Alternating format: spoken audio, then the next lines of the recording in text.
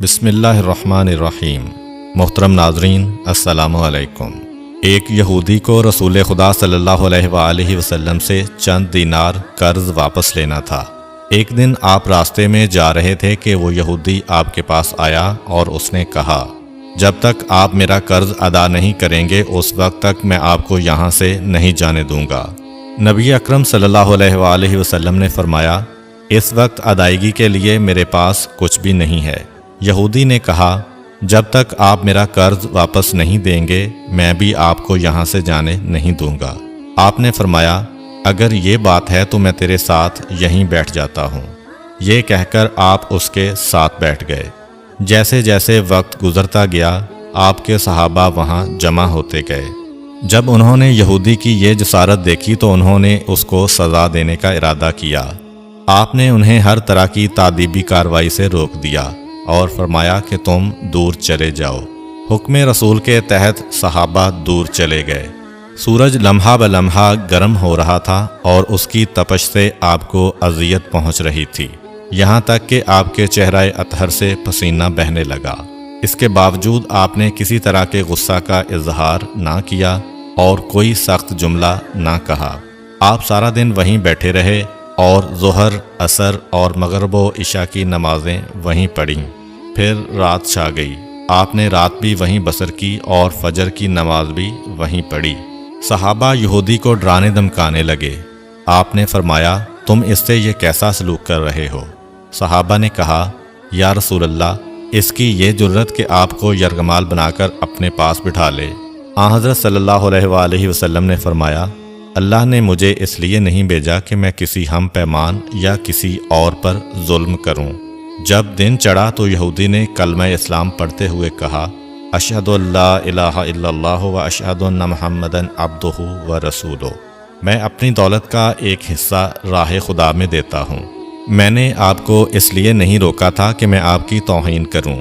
اس ذریعے سے میں آپ کے پیمانہ صبر کو آزمانا چاہتا تھا، کیونکہ تورات میں میں نے آپ کی یہ صفت پڑھی ہے، محمد بن عبداللہ مکہ میں پیدا ہوگا اور طیبہ کی طرف ہجرت کرے گا۔ وہ تندخو اور سخت مزاج اور بیہودہ گوئی کرنے والا نہ ہوگا اور کوئی جھوٹی بات زبان سے نہیں کہے گا۔ اس طرح سے میں نے آپ کو یہاں رکھ کر اس بات کی تصدیق کی ہے کہ تورات نے بالکل سچ کہا تھا۔ رسول اکرم صلی اللہ علیہ وآلہ وسلم مبعوث برسالت ہونے کے 3 سال بعد تک خفیہ طور پر دعوت اسلام دیتے رہے۔ اس کے بعد اللہ تعالیٰ نے آپ کو حکم دیا کہ آپ کھل کر اللہ کا پیغام پہنچائیں اور لوگوں کو خدا کی طرف دعوت دیں۔ ایام حج شروع ہوئے تو پورے جزیرۃ العرب سے لوگ مکہ کی طرف آنا شروع ہوئے۔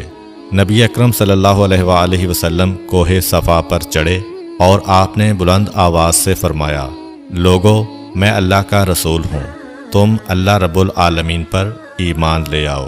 لوگ آپ کی طرف متوجہ ہوئے اور انہوں نے تعجب سے یہ اعلان سنا اور سب کی خواہش ہوئی کہ وہ اعلان کرنے والے کو دیکھیں۔ پھر آپ صفا سے اتر کر مروہ آئے اور وہاں پر بھی آپ نے 3 بار یہی اعلان کیا۔ جب ابو جہل نے آن حضرت صلی اللہ علیہ وآلہ وسلم کا یہ اعلان سنا تو اسے سخت غصہ آیا۔ اس نے زمین سے ایک پتھر اٹھا کر آپ کی پیشانی پر مارا، جس سے آپ کی پیشانی زخمی ہو گئی، خون بہنے لگا اور آپ کا پورا چہرہ لہو لہان ہو گیا۔ اس کے بعد تمام مشرکین آپ کو پتھر مارنے لگے۔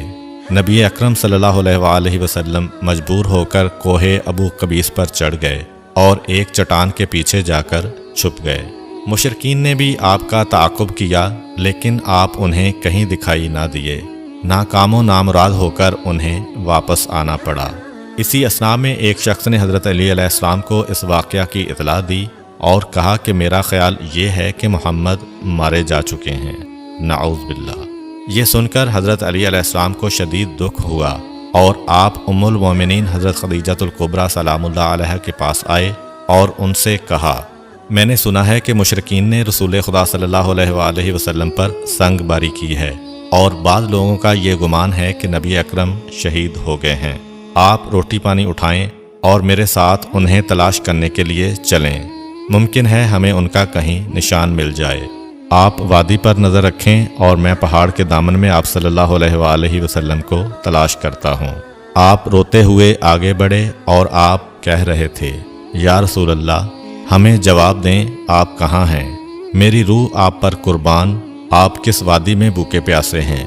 آپ نے مجھے اپنے ساتھ کیوں نہ لیا تھا؟ حضرت خدیجہ رو رو کر فریاد کر رہی تھیں، کوئی ہے جو نبی مصطفیٰ کی مجھے خبر دے؟ کیا کسی نے انہیں دیکھا ہے جو مجھے ان کے متعلق بتلائے؟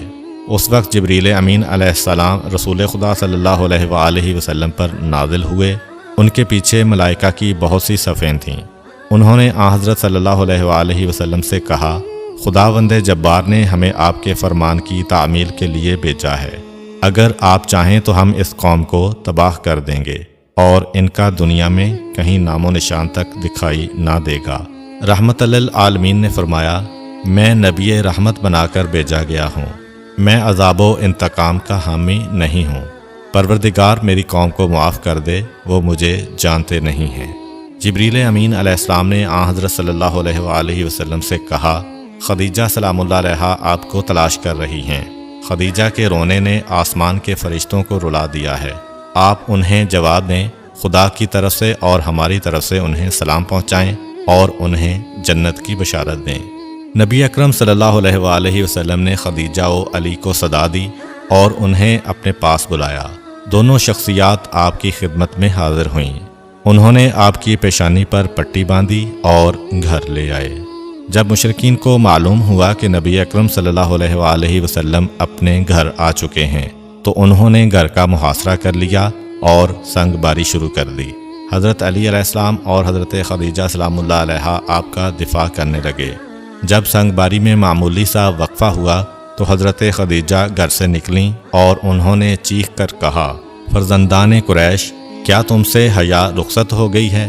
تم اپنے قبیلہ کی معزز اور محترم خاتون کے گھر پر سنگ باری کرنے لگے ہو۔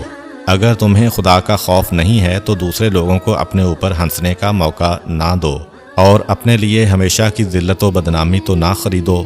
جب مشرکین نے حضرت خدیجہ سلام اللہ علیہا کی گفتگو سنی تو ندامت کے مارے ان کے سر جھک گئے اور وہ شرمندہ ہو کر اپنے گھروں کو چلے گئے۔ نبی اکرم صلی اللہ علیہ وآلہ وسلم نے دعوت اسلام کا آغاز ان روح فرسا واقعات کے ساتھ کیا تھا۔ آپ پر کروڑوں سلام ہوں۔ آپ نے لوگوں کو گمراہی و ضلالت سے بچانے کے لیے قدم قدم پر تکالیف اٹھائیں اور صدمے برداشت کیے۔